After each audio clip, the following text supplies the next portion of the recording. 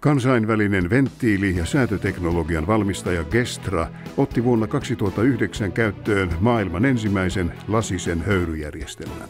Ensimmäistä kertaa on mahdollista katsoa höyryn kehittimeen ja nähdä, miten höyrykuplat nousevat, miten syöttövedelle suoritetaan ilmanpoisto ja miten erityyppiset lauhteen poistimet toimivat. Videot esittelevät höyry- ja lauhdejärjestelmän toimintaa ja siinä tapahtuvia ilmiöitä, kuten höyrystymistä, lauhtumista, lauhteen poistoa ja paineiskuja helposti ymmärrettävällä tavalla. Tämä video esittelee höyryn kehityksen aikana tapahtuvia ilmiöitä ja prosesseja. Höyryjärjestelmä sisältää höyryn kehittimen, jonka käyttöpaine on 1,3 baaria mittaripainetta, mikä vastaa 2,3 baaria absoluuttista painetta ja veden kiehumispistettä 124,7 asteen lämpötilassa.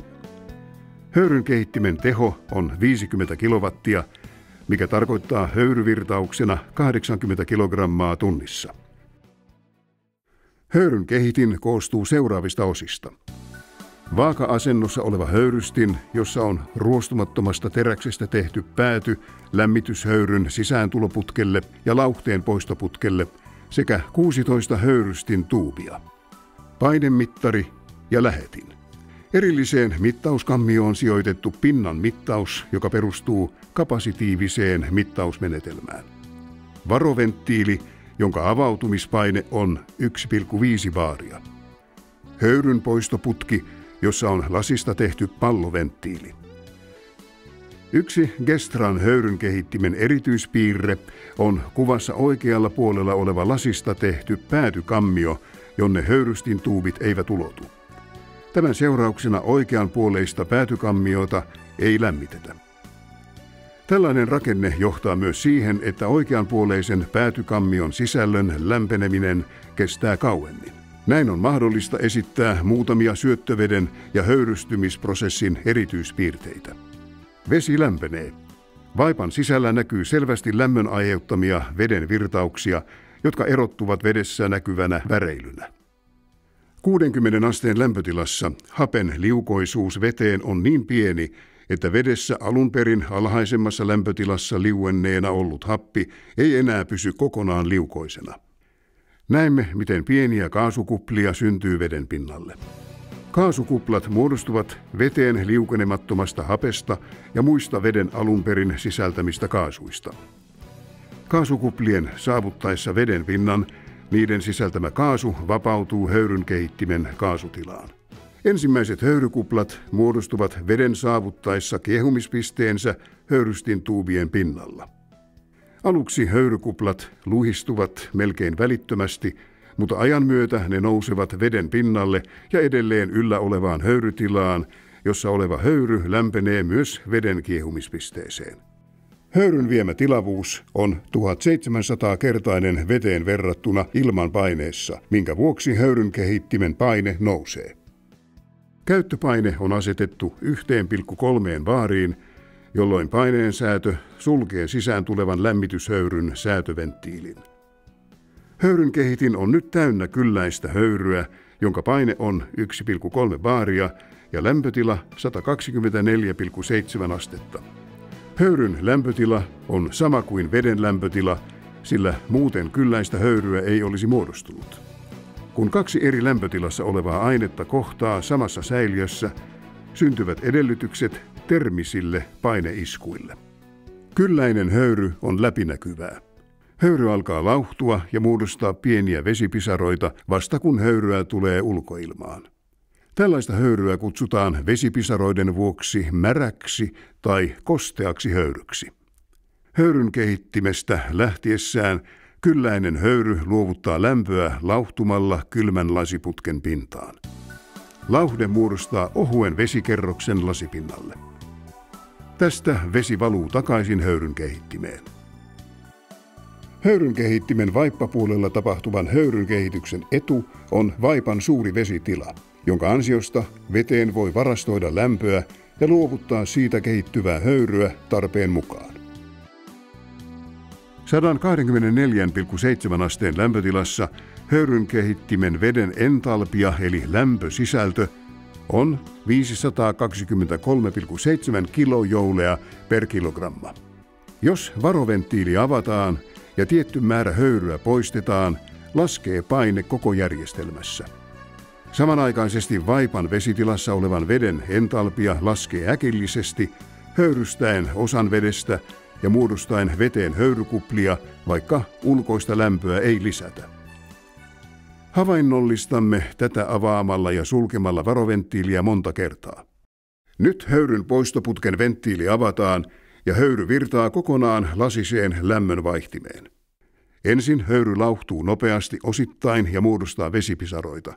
Näin höyrystä tulee näkyvää. Tämä tapahtuu samalla tavalla kaikissa höyryputkistoissa käynnistyksen aikana. Lauhdetta muodostuu ja se poistuu höyryvirran mukana ylöspäin. Hetken kuluttua lasinen putkisto on lämmennyt ja höyry virtaa värittömänä kaasuna ylöspäin. Lauhdepisaroitakin voi nähdä. Ne joko virtaavat höyryn mukana ylöspäin tai putoavat takaisin höyryn kehittimeen. Kylläinen höyry virtaa lämmönvaihtimeen. Höyry virtaa lasiputkien ympärillä lauhtuen ja luovuttaen höyrystymislämpönsä. Vaihtimen putkipuolella virtaa kylmä vesi, joka lämmitetään lauhtuvalla höyryllä 15 asteesta 40 asteeseen. Lauhde putoaa pisaroina lasiputkista, kerääntyy vaihtimen pohjalle ja valuu pohjayhteen kautta pois vaihtimesta. Palataan vielä kerran höyryn kehittimeen. Höyryn laatu näyttää olevan aika hyvä. Jos vaatimus kuitenkin on, että ainoastaan kuiva höyry pääsee lämmönvaihtimeen, on lauhde poistettava höyryputkesta aina 50–80 metrin välein. Mikäli järjestelmän käyttöolosuhteet vähänkään vaihtelevat, on lisäksi suositeltavaa asentaa järjestelmään höyryn kuivain. Tässä voimme selvästi nähdä, miten lauhde virtaa höyryputken pohjalla. Suoritamme nyt kokeen lisäämällä höyryn kehittimeen vettä, tavoitteena veden pinnan korkeus 60–67%. Syöttövesiventtiili avautuu, jolloin kylmä syöttövesi virtaa höyryn kehittimeen. Syöttöveden lämpötila on alempi kuin kattilassa olevan veden. Kylmä syöttövesi sekoittuu höyryn kehittimen veteen. Koska muodostuneen seoksen lämpötila on alempi kuin veden kiehumispiste, ei höyrykuplia enää muodostu tällä alueella. Höyryn kehittimellä ei ole tarpeeksi tehoa veden höyrystämiseen ja painemittarista näemme, miten käyttöpaine laskee. Jotta höyryn kehittimen teho riittäisi, syöttövesi ajetaan esilämmittimen kautta ja lämmitetään siinä lähelle kiehumispistetään. Syöttövettä on ajettu höyryn kehittimeen lisää ja 65% kattilasta on nyt täyttynyt vedellä. Ensimmäiset pisarat osuvat höyryn kehittimen yläosaan ja höyryn kehitin alkaa tulvia. Tämä on kriittinen kohta höyryn kehittimen operoinnissa, koska höyryn kehittimessä oleva epäpuhtauksia sisältävä vesi voi kulkeutua muualle höyryjärjestelmään. Tulvimisen seurauksena järjestelmän korroosio lisääntyy, aiheuttaen kustannuksia. Lisäksi höyry menettää osan lämpösisällöstään, koska siinä on vettä mukana. Märkä höyry poistuu höyryn kehittimestä. Tämä voi johtaa huonoon lämmitystehoon höyryn käyttökohteissa, koska lämmön vaihtimia ja lauhteen poistimia ei ole mitoitettu näin suurille lauhdemäärille. On selvää, miten tärkeää tarkka pinnan korkeuden mittaaminen ja säätäminen on höyryn kehityksessä. Ulkoinen mittauskammio antaa parhaan mahdollisen mittaustuloksen. Vaikka pinta höyryn kehittimessä aaltoilee paljon, pysyy vesipinta mittauskammiossa vakaana. Mittaus tehdään käyttäen kapasitiivista anturijärjestelmää, joka tuottaa portaattoman 4–20 milliampeerin signaalin. Tällä tavalla vedenpintaa voidaan säätää 1–2% tarkkuudella. Tämänlainen tarkka säätely ei ole mahdollinen käyttämällä on-off-säätöä. Suoritamme nyt toisen kokeen. Varoventtiili avataan jälleen. Tällä kertaa haluamme simuloida suurten höyrykäyttäjien käyttöönottoa. Lisääntynyt höyryn käyttö saa aikaan paineen laskemisen höyryn kehittimessä. Paineen laskun vuoksi höyrykuplia muodostuu välittömästi kaikkialla höyryn kehittimen veteen. Höyrykuplat vievät tilaa höyryn kehittimessä, minkä seurauksena vedenpinta höyryn kehittimessä nousee.